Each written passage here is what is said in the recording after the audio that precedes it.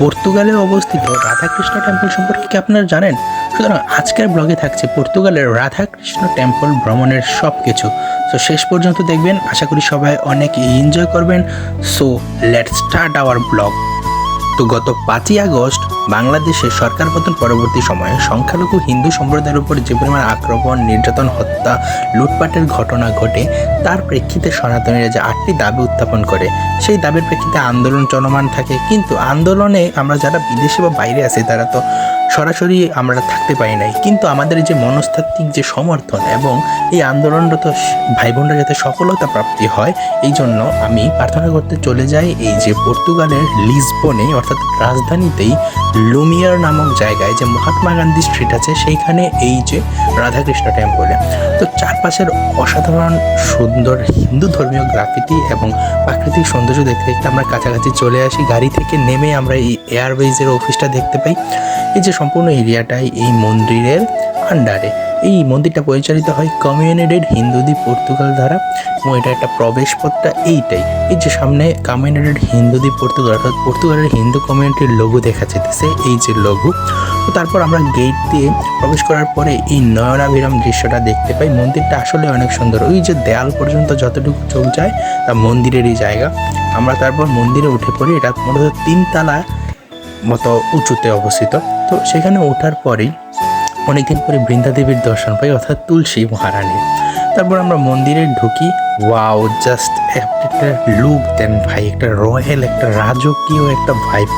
মনে হয় আপনি সত্যি ধামে চলে আসছেন। এখানে অনেক মানুষ আছে, এখানে নেপালি হিন্দু, বাংলাদেশি হিন্দু, ইন্ডিয়ান হিন্দু সহ পর্তুগিজ অনেক যারা হিন্দু আছে বা পর্তুগিজরাও এখানে আসে জাস্ট কীর্তন শোনার জন্য, প্রার্থনা করার জন্য। এবার একটু কীর্তন শুনে নেওয়া যাক।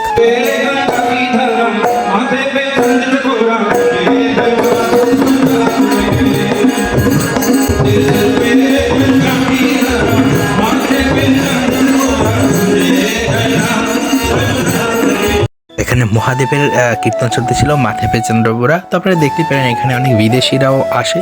তারপর আমি একটু মন্দিরের চারপাশটা একটু ভালো করে খেয়াল করি। কত মানে একটা এমবিয়েন্স, একটা রয়্যাল, মনে হয় ভগবান শ্রীকৃষ্ণ স্বয়ং দ্বারকায় আছেন। চারপাশ কত সুনিপুণ কারুকার্য দিয়ে করা, যার কারণে কমিউনিটির হিন্দু দি পর্তুগাল অবশ্যই একটা বড় ধরনের ক্রেডিট পায়। তো আমি তারপর একটু সামনে যাই, সেখানে শ্রী রাধারানী, ভগবান শ্রীকৃষ্ণের বিগ্রহ, শ্রী গণেশ দেবের বিগ্রহ, এখানে গোপালের যে মূর্তি বা বিগ্রহ, এগুলো আমি একটু ক্লিপ নেই ব্লগে দেওয়ার জন্য। তো এখানে শ্রী রামলালা, লক্ষ্মণ এবং সীতা মাইয়ার একটা বিগ্রহ ছিল, এটার একটু ভালো করে লুক নেই। অসাধারণ ছিল, মনে হয় শ্বেত পাথরে করা এইগুলা।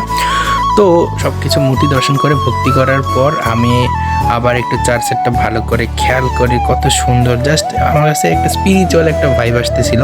তারপর আমি মন্দির প্রদক্ষিণ করার জন্য চলে যাই। মন্দিরের চারপাশে ওরাই প্রদক্ষিণ করতে বলতেছিল। তো মন্দির প্রদক্ষিণ করার পর এবার আমি বাইরে আসি এবং চারপাশটা একটু ঘুরতে যাই। তো চারপাশ এক্সপ্লোর করার জন্য আমি যে বের হই, তারপর এখানে ন্যাচারাল সিনারি সবচেয়ে বেশি আমার মন কায়রা নেয়। ওই যে আপনারা দেখতে পাইতেছেন চার সাইড সবুজ, একদম সবুজাব গাছে ঘেরা। তারপর আমি ওই যে নিচের প্লটটা দেখতে পাইতেছেন, ওইখানে যাবো। এই কারণে আমি সিঁড়ি দিয়ে নাইমা যাই। ওই যে ওখানে যে দেয়াল দেখা যাইতেছে গেট, ওই গেট পর্যন্ত মন্দিরের সীমানা, সবটাই মন্দিরের আন্ডারে, এবং এটাই যে মন্দিরটা। তারপর আমি নিচে নামি এবং নিচে নামার পরবর্তী সময়ে আমি ওখানে একটা পার্ক দেখতে পাই। তো এই যে নিচ থেকে যে মন্দিরটা দেখা যাইতেছে, সো এই যে এটাই লুমিয়ারের মন্দির, এবং এই স্ট্রিটটার নামই আলামেদা মহাত্মা গান্ধীর নামে। এটার নাম টেম্পলো রাধাকৃষ্ণ। এই যে আপনারা বিস্তীর্ণ যত এরিয়াটা দেখতে পাইতেছেন আমার পিছনে, এই সবটাই এই মন্দিরের। এবং এই যে এই সব কিছুই, এই যে বিস্তীর্ণ যত এরিয়াটা দেখা যাচ্ছে, আমি যদি ক্যামেরাটা, এই যে একেবারে ওইখানে গেট থেকে শুরু করে এই অ্যারাউন্ড সব কিছু আরও পিছনে আছে। মন্দিরটা তো অনেক বড়। এই যে এখান দিয়ে উঠে মন্দিরে, এটা ইন্ডিয়ান, মূলত পর্তুগালের সমগ্র হিন্দু কমিউনিটির এই মন্দিরটা। আমি এইখানে আসি, এই যে এটা বাহির এবং এইখানে লেখাই আছে। তারপর এই যে এটা মেইন গেট, ওইখানে অপোজিটে ওইটা হলো যে পর্তুগিজ যে এয়ারফোর্স আছে, এয়ারফোর্সের একটা অফিস। এই বিস্তীর্ণ এরিয়া সবটাই এই যে কমিউনিটি হিন্দু দি পর্তুগাল। এই যে বিস্তীর্ণ এরিয়া সবটাই এই মন্দিরের। তো এখানে অবশ্যই এই জায়গাটা অনেক সুন্দর। এই যে এখানে মূলত পার্কের মতো কিছু আছে। তো আমি এবার ব্লগের জন্য কয়েকটা শট নেই। উপরে লাল ধ্বজা উঠতেছিল টেম্পল রাধা কৃষ্ণ।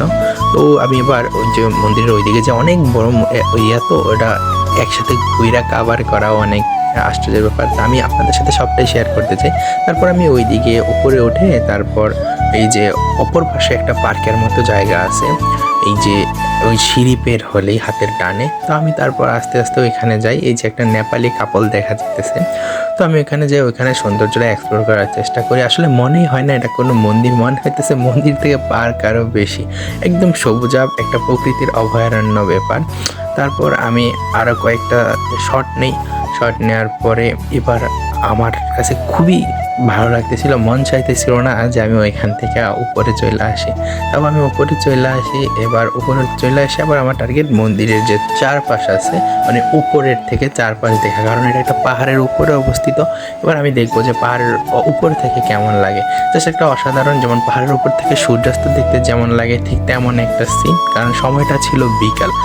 তারপর আমি এখানে শুনতে পাই যে এখানে মন্দিরের ঘন্টা বাজতেছিল। তো আইসা দেখি এখানে আরতি চলতেছে। তো এবার আমরা একটু আরতি দেখি।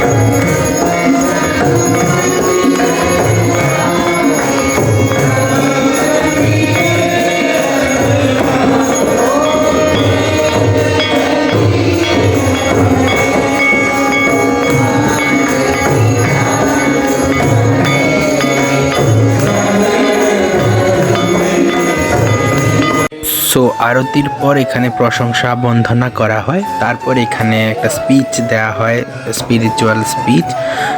তো ব্যাপারগুলো আমি অনেক এনজয় করি, আসলে অনেক ভালো লাগছে। বিদেশের মতো একটা জায়গায়, তো অবশ্যই ভালো লাগার মতো ব্যাপার।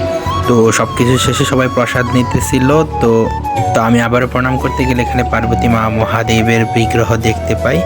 আর তারপর আমি আবারও প্রদক্ষিণ করি 2-3 বার। তারপর আমরা এবার রওনা দিই। এখানে প্রসাদও দিছিল, যদিও প্রসাদের ক্লিপ নিতে পারি নাই। সো নেক্সট টাইম আবার গেলে প্রসাদের ক্লিপ নিব অবশ্যই। সুতরাং অবশ্যই একটা ভালো দিন কাটে। আপনারা যারা পর্তুগালে আছেন তারা মন্দির ভিজিট করতে আসতে পারেন। তো তারপর পরই আমরা মন্দির থেকে বের হয়ে যাই। সো এতক্ষণ সাথে থাকার জন্য ধন্যবাদ। দেখা হবে একটা নতুন ভিডিওতে। তো keep supporting my page. Thank you. জয় শ্রীরাম টু এভরিওয়ান।